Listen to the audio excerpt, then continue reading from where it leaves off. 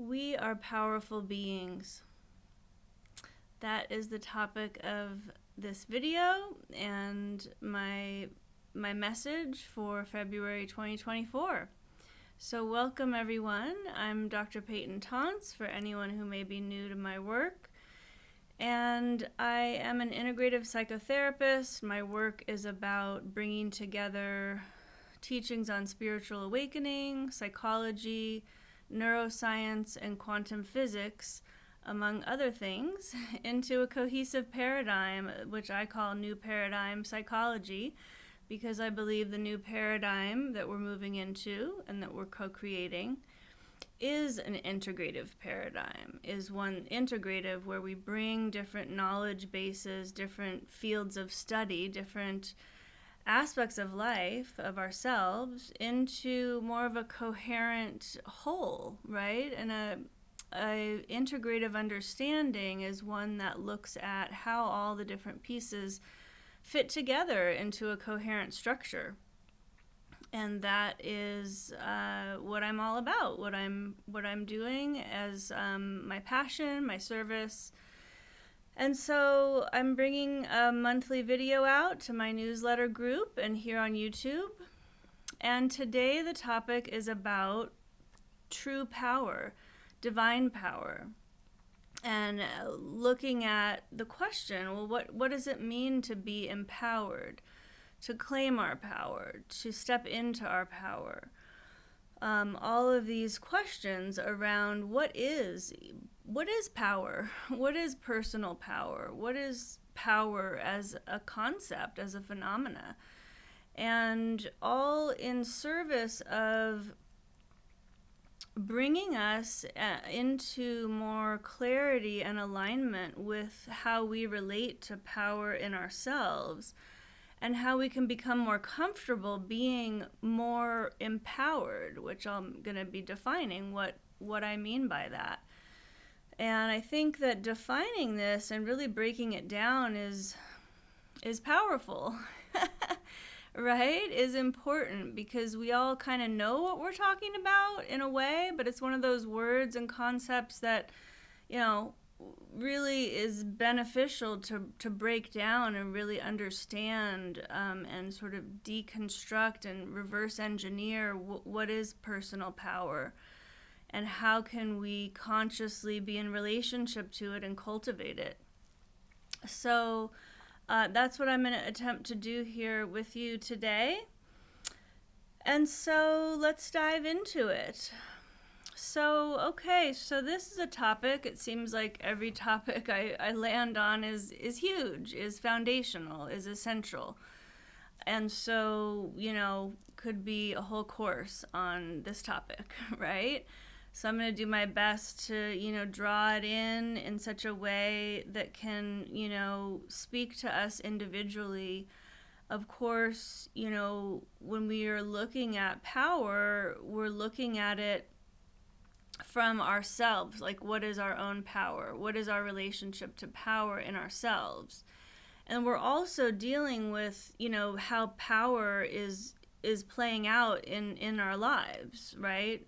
Power in relationship to others, power in relationship to societal structures and the whole, world at large. And, all these different layers are very interrelated. And we could talk a lot about all of that. But today I'm going to focus on our own psychology, really, within ourselves, and then in relationship to our direct experience in life, with the understanding that this process, this evolution, this gaining mastery around power in ourselves, implicitly is also in relationship to contributing to the evolution of a new power grid, a new template around power in the collective. And that's very important. That's all part of it, right? So let's get into it. So what is personal power? What is power itself? So we can think about it in terms of a force or an energy. an influencing energy, right? Thinking about electrical power, right? Or motor vehicle power.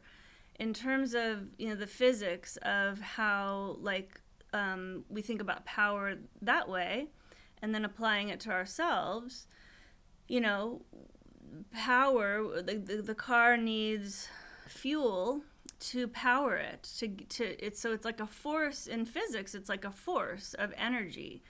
There's equations, right, that when you talk about it in terms of physics, right, that it's an energy that's created through a process, right? So we could look at power in terms of like an energy, actually. That's one way to look at it. What I want to do here is break it down a little bit into our internal experience of ourself, and look at, putting it this way. So one way we can look at this is to be empowered means that we are sovereign as an individual, okay? So we all have an energy field around us that's measurable, right? So we all have like an energetic bubble of our own energy as a being, right? As a spiritual being that's in this human body, as this creature. We each have like a space bubble or an energy field that is our energy as it's circulating in ourselves.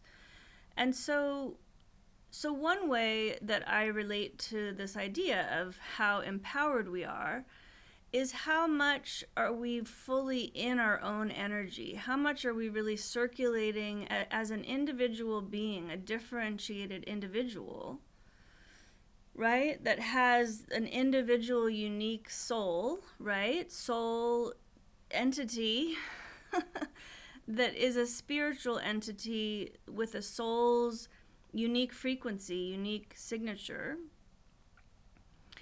And that is then embodied in this physical form. And so how much of my actual essential soul energy, my essence as an individual embodied, is being embodied, is circulating in my field, right?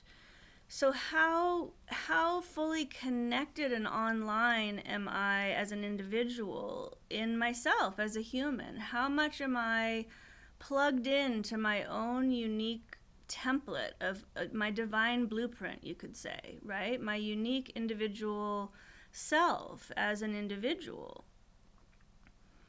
How much, what quotient, what's my quotient in terms of how much I'm living authentically?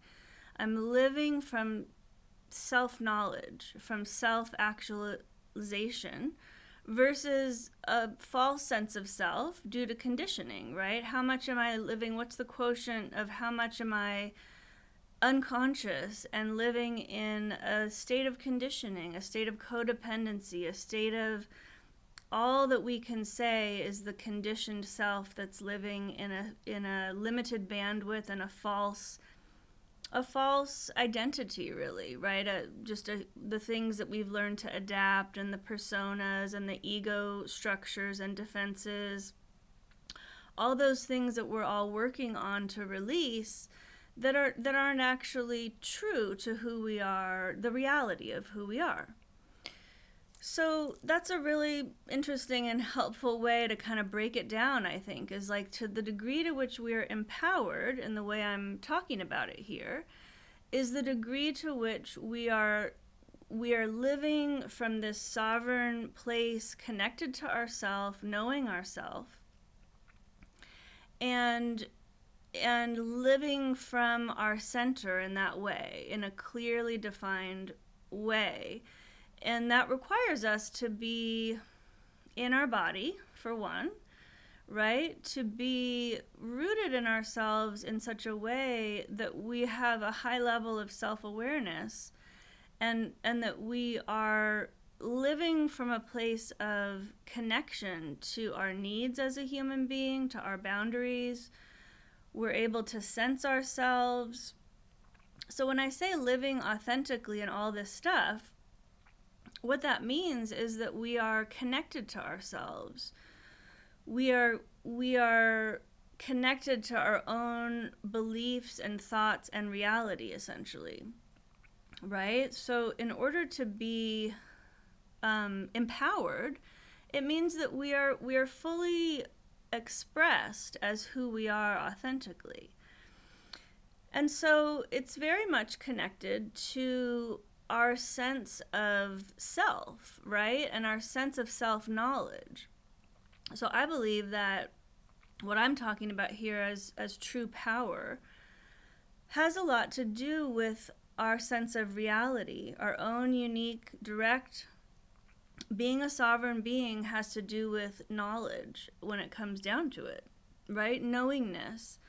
And to the degree to which I'm clear about who I am and what I believe is going on here, my perception of the world and my whole belief structure and knowledge sense, that is power, right? That's why we say knowledge is power. I think that's true. And I think that the way I'm talking about this is that knowledge, power, and truth are all really connected. They're all kind of, in a way, like the same thing, but there's just different words that we have that kind of represent different aspects of it. But they're all kind of the same thing, because the more knowledge we have of ourselves, it's the knowledge of ourself that's required in order to be empowered, right? And knowledge is truth. Knowledge is knowing the actual truth of the situation, right?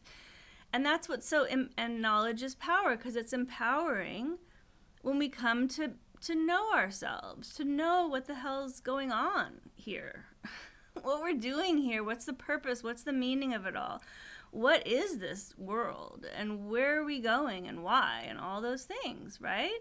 So having clarity and knowledge, and knowledge that is not just, imprinted and conditioned knowledge that we've been told of what it is, coming from an external authority, but knowledge that we've taken in lots of information, we've taken in lots of life experience, and we've done the deeper work of claiming our inner authority to discern what is going on, to discern for ourselves, to critically think for ourselves, and come to our own conclusions based on our own process, not anything that anyone else has told us, right? That is true knowledge, and this whole piece is really requires a shift in ourselves around authority as well, right? So that's another dimension of this we can look at. So basically, what this world that we've grown up in a super overarching way, has been implicitly, we've been organized in such a way that we've diverted our power to external sources, because it's just the way that the structure is set up, it just, for whatever reason, that's just how it is, right? I think we can all agree that, like, the way that we've just kind of been brought up through this world has been based on this implicit assumption. It's unconscious even, but the assumption is that we learn about reality, we learn about things from external sources of authority.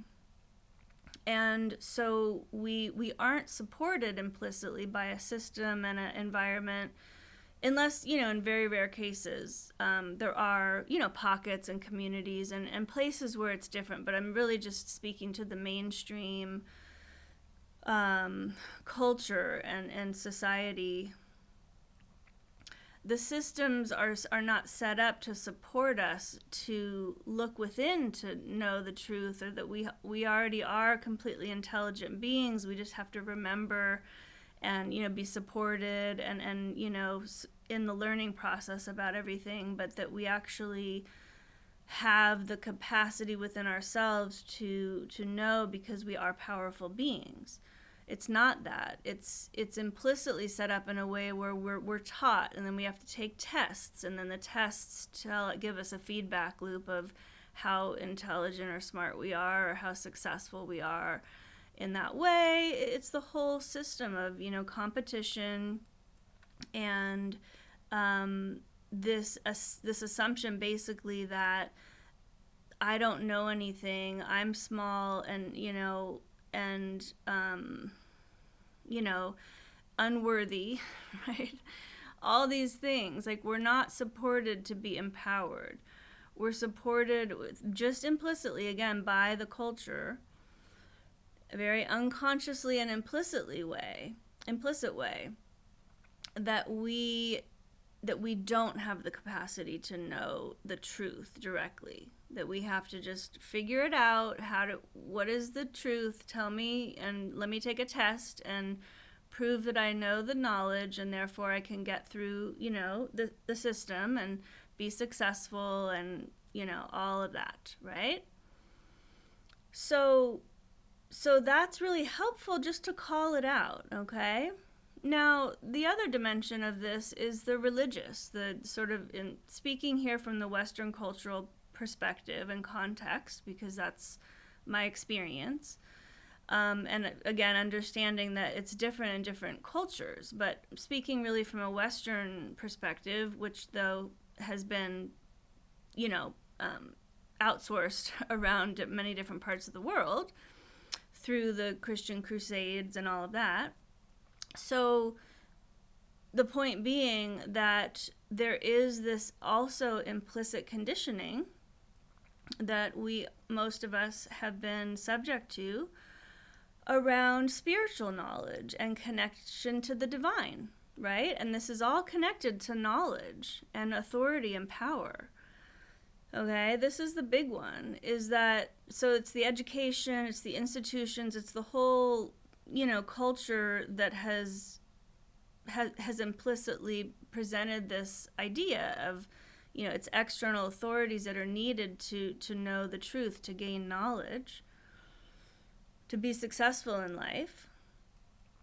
But all overlaid on that, superimposed on that, is this mythology around, that's coming from the indoctrination of the way Christianity has been institutionalized and projected out, that it's through the church, or in Catholicism, through the Pope, that we have connection to the divine.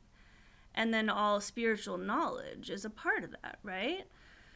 So this is, it's the obvious thing, but it's very profound to call it out. That this conditioning around knowledge and power is very much in us in an unconscious way. That we don't have that power, first of all. But if we try to think that we do, we're in trouble. Right? We're in big trouble in certain past cycles of life. And many of us have gone through experiences like that, I very well imagine, in the past lives, And it's still in the field, though. So it's in us unconsciously. It's in our cellular memory. If we were, burned at the stake, or beheaded, or, banished or stoned to death, or whatever the thing is, those are real things that happened. And so that's in our memory. And it's a trauma-based memory, first of all, right? Of like, it's not safe. It's not safe to, even though I might actually even know that I have this power, I'm not going to claim it because I'm afraid. That's a no-no. That is blasphemy. That is taboo. Okay? So this is really key here. I really want to emphasize this. I know that it's not like new to most of people listening here probably, but it's in our DNA memory, right? It's in us. And then we need to call it out and bring it out and let it go, okay? Because it's holding a lot of us back in this process of stepping into true divine power. and claiming it and fully embodying it, which many of us are here to do and are really working on in our processes, right? So I can say, just from my own experience, I've been very conscious of this process and this layer of the conditioning, and consciously working through it in my own process. And that when I had my awakening when I was 19, I was very aware of this, because the experience I had was literally perceiving directly the nature of reality, like this foundational truth of reality, of the one, that there's just one consciousness here, that I am, and that is the self of all that is the substance, the truth, the reality of all that is. And it wasn't a mental idea, it was a direct perception, just as much as, I'm perceiving everything in front of me right now. Like, it's just as much as we perceive that the sky is blue. Okay, it's that level of direct perception of knowledge, right? When we perceive that the sky is blue, unless we have a color blind problem of perception, as long as our sense organs are working right, we will perceive that the sky is blue. And the knowledge of that is unquestionable, right? We see the microphone in front, and it's a direct perception. It is, right? That was the level of knowledge that this was. It was just a direct perception. This is it. Okay. Unquestionable, okay? And I remember as clear as day how profound of an experience that was, and also how much it challenged this core template around this taboo, to the point that I was afraid to talk about it with anyone. I was afraid to admit it. It felt like terrifying. Like, who am I to claim that I have this knowledge, this spiritual awakening, this truth, this perception of truth about the nature of reality, right? I mean, it just felt, I was very aware of that whole template in me of, that's taboo. Like, no, you can't, that's a no-no. And it wasn't, there wasn't a clear story at the time about how I understand it clearly now in connection to the whole Christian indoctrination with this whole Christian mythology, right? But I been very aware of it in myself, over time, and how much work it's taken me to sit here and even be doing this video to get to this place, because it's been a lot of work. And so, yeah, a lot of work. It takes a lot of work to release that and to feel the healthy entitlement to being empowered and claiming the truth that we have direct connection. We are the divine. We are one. We are a limited individual that's an expression of the divine, but we are also the divine as that. There isn't separation. There's the consciousness. There's separation in terms of the individual being, just like every tree in the forest is an individual, right? But there's the oneness. There is no separation in the consciousness. It's just one. So it's not that I'm a part of the divine or source or the great spirit or whatever we want to call this one reality, this divine being, divine creator. It's one thing, right? And so if it's one thing, it's not that I'm a spark of the divine. I am the divine in terms of my consciousness, okay? And that is incredibly powerful, like, because we have that nature, that conscious being that we are, that consciousness is inherently the source of power. That's true power and divine power. That's what I'm talking about here, is that that is our nature, is this power. And it's actually an infinite potential. It's the same one power that has given rise to the whole creation. Right? I mean, that's very powerful. That's a lot of power. And that is what and who we actually are as consciousness, as the pure consciousness that illuminates this whole experience. That is who we are in reality, right? And then we're living that as a human form. How amazing. I mean, it really is. It's also horrifying. Right? It's horrifying what we're going through on this planet right now. And it's also incredibly amazing. And this invitation is here to step into our power in this way and to really release all these false structures, these false constructs, that we are the divine power. I mean, this is what Jesus, Yeshua, was teaching and putting into the field here on the planet, I believe, is this, he was radical. He was like extremely unconventional, radical, revolutionary, and all about this exact thing, that the kingdom of heaven is within us, that we, Son of God, well, we are all Son of God. Son of God was just a terminology, right? That we are all Son of God. It's not a matter of gender. Son, represents all of humanity.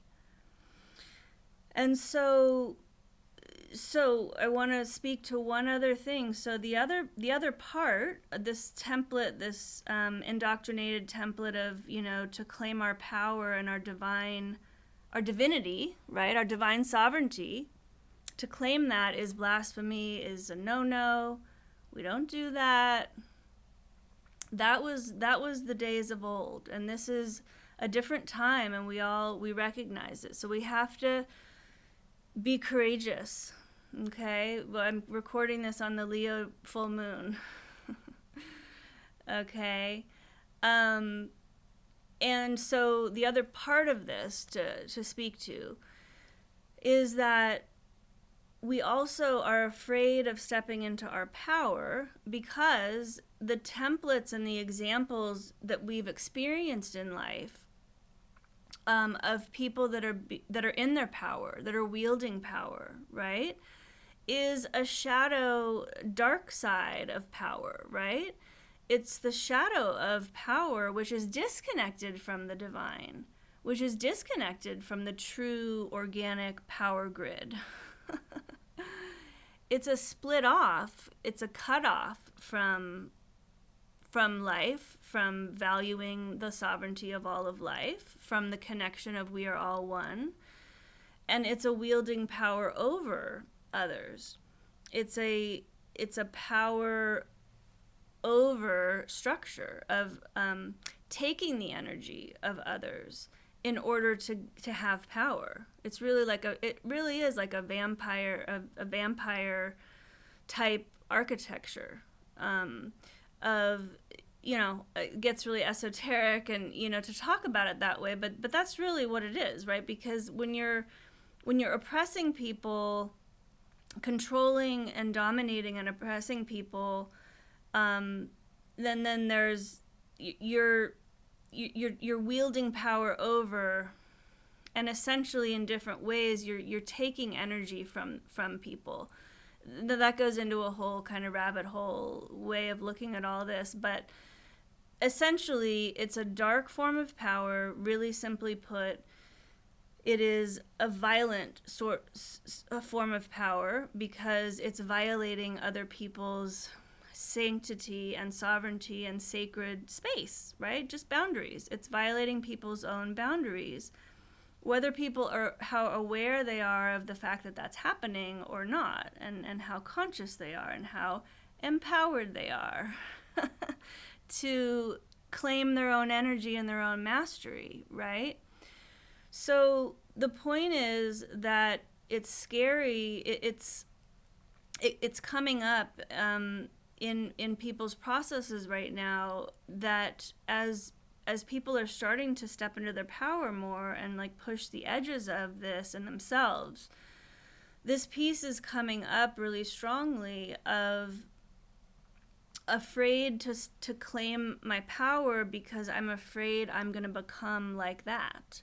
I'm going to become drunk on power, okay?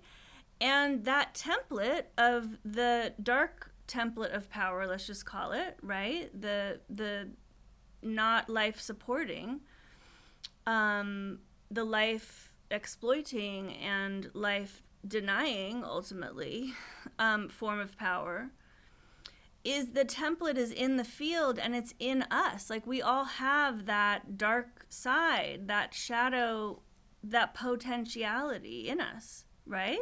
I mean, this is like what Star Wars is all about. That, right? The dark side and the temptation, and Luke's whole journey with that, right? And the whole thing is so beautifully expressive of this. So we all have that temptation when we start to step into our power, and sometimes we might get we have to find our way with it, So we might get a little bit big and might, push the edges a little bit too much, but that's also like how we learn, and that's okay. But the key is just to call all of this out, and to recognize that we don't have models really, and even like in the spiritual community, and there's many spiritual teachers and people that we've trusted and have had a lot to offer, who then are like having sex with their students, or even worse forms of like psychological abuse, just abuse of power, right? So even we have the abuse of power, obviously, like the corrupt, the corporate and politicians and all of that. Those folks, their corrupt power is really clear to see.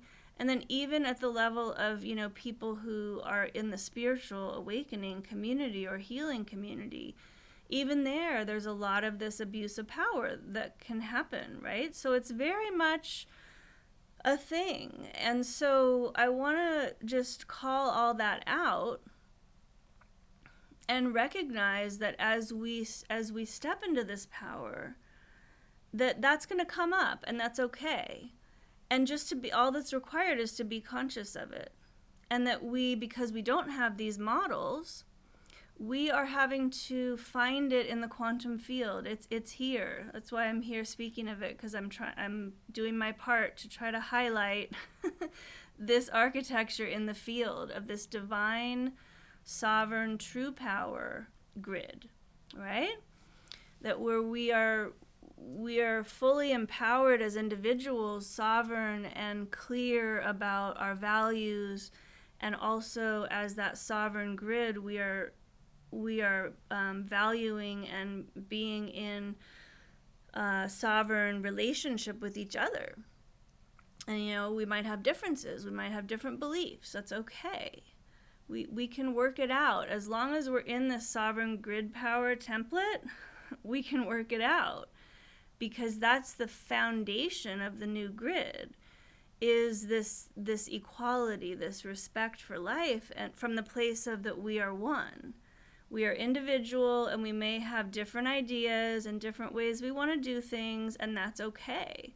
As long as we're not getting on a platform and a microphone and saying, hey, everyone, this is how we all have to do it, or else. Or else, you're not going to be able to grow food on your own, right? I mean, it's just getting absolutely insane, some of the things that are being proposed and even talked about. So it's really time that we begin to rise up and claim our own power and start to activate this new power grid, all right, of this true unity and diversity. And so I'm going to leave it there for now, and I hope that this message is helpful, and I wish you all the best. Bye for now.